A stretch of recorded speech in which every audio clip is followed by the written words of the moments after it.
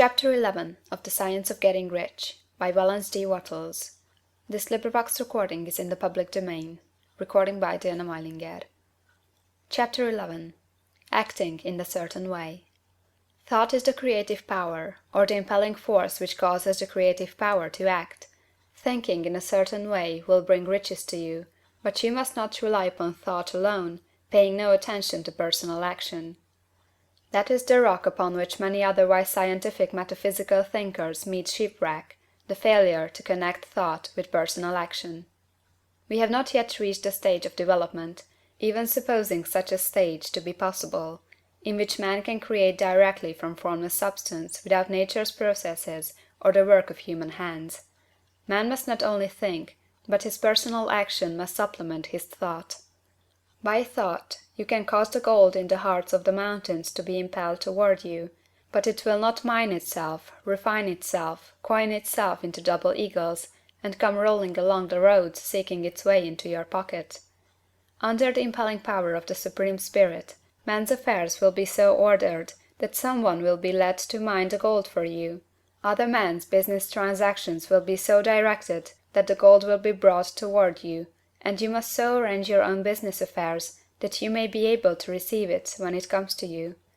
Your thought makes all things, animate and inanimate, work to bring you what you want, but your personal activity must be such that you can rightly receive what you want when it reaches you.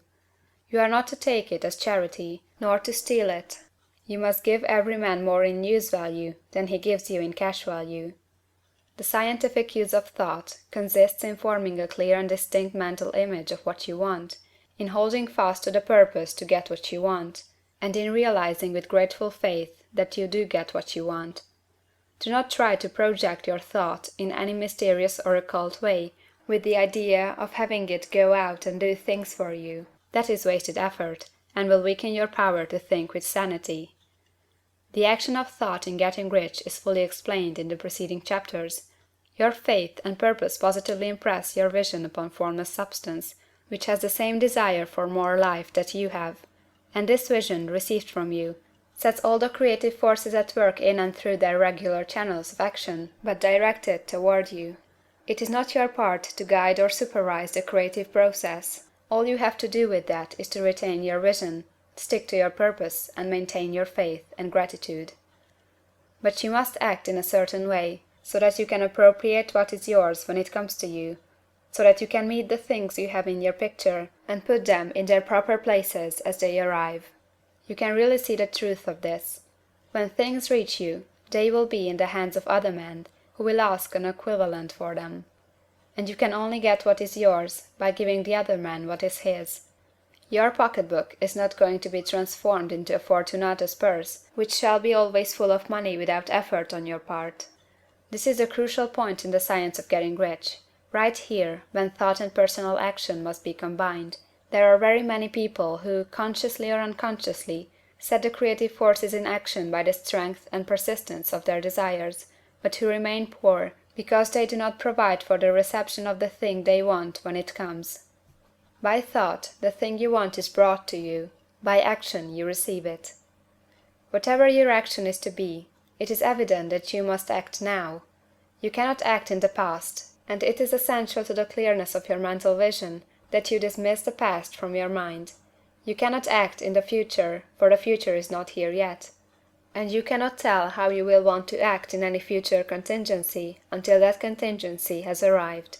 Because you are not in the right business or the right environment now, do not think that you must postpone action until you get into the right business or environment. And do not spend time in the present taking thought as to the best course in possible future emergencies. Have faith in your ability to meet any emergency when it arrives. If you act in the present with your mind on the future, your present action will be with a divided mind and will not be effective. Put your whole mind into present action. Do not give your creative impulse to original substance, and then sit down and wait for results. If you do, you will never get them. Act now.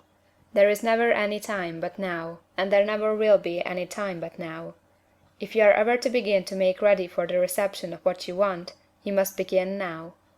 And your action, whatever it is, must most likely be in your present business or employment, and must be upon the persons and things in your present environment. You cannot act where you are not, you cannot act where you have been, and you cannot act where you are going to be. You can act only where you are. Do not bother as to whether yesterday's work was well done or ill done. Do today's work well.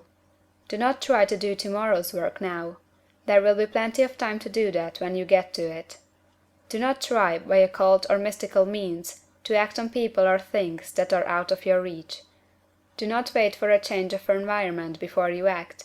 Get a change of environment by action. You can so act upon the environment in which you are now as to cause yourself to be transferred to a better environment. Hold with faith and purpose the vision of yourself in the better environment, but act upon your present environment with all your heart, and with all your strength, and with all your mind. Do not spend any time in day dreaming or castle building. Hold to the one vision of what you want, and act now. Do not cast about seeking some new thing to do, or some strange, unusual, or remarkable action to perform as a first step toward getting rich.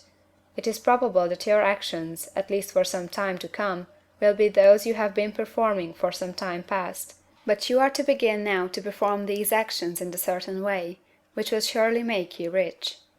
If you are engaged in some business, and feel that it is not the right one for you, do not wait until you get into the right business before you begin to act. Do not feel discouraged, or sit down and lament because you are misplaced. No man was ever so misplaced but that he could not find the right place, and no man ever became so involved in the wrong business but that he could get into the right business. Hold the vision of yourself in the right business, with the purpose to get into it, and the faith that you will get into it, and are getting into it. But act in your present business. Use your present business as the means of getting a better one, and use your present environment as the means of getting into a better one. Your vision of the right business, if held with faith and purpose, will cause the Supreme to move the right business toward you, and your action, if performed in the certain way, will cause you to move toward the business. If you are an employee, or wage earner, and feel that you must change places in order to get what you want, do not project your thought into space and rely upon it to get you another job. It will probably fail to do so. Hold the vision of yourself in the job you want, while you act with faith and purpose on the job you have, and you will certainly get the job you want. Your vision and faith will set the creative force in motion to bring it toward you, and your action will cause the forces in your own environment to move you toward the place you want. In closing this chapter, we will add another statement to our syllabus. There is a thinking stuff from which all things are made, and which, in its original state, permeates, penetrates, and fills the interspaces of the universe. A thought, in this substance, produces the thing that is imaged by the thought. Man can form things in his thought, and, by impressing his thought upon formless substance, can cause the thing he thinks about to be created. In order to do this, man must pass from the competitive to the creative mind.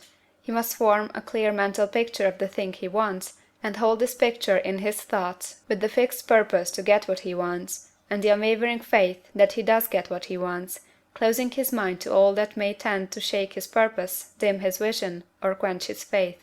That he may receive what he wants when it comes, man must act now upon the people and things in his present environment. End of chapter 11.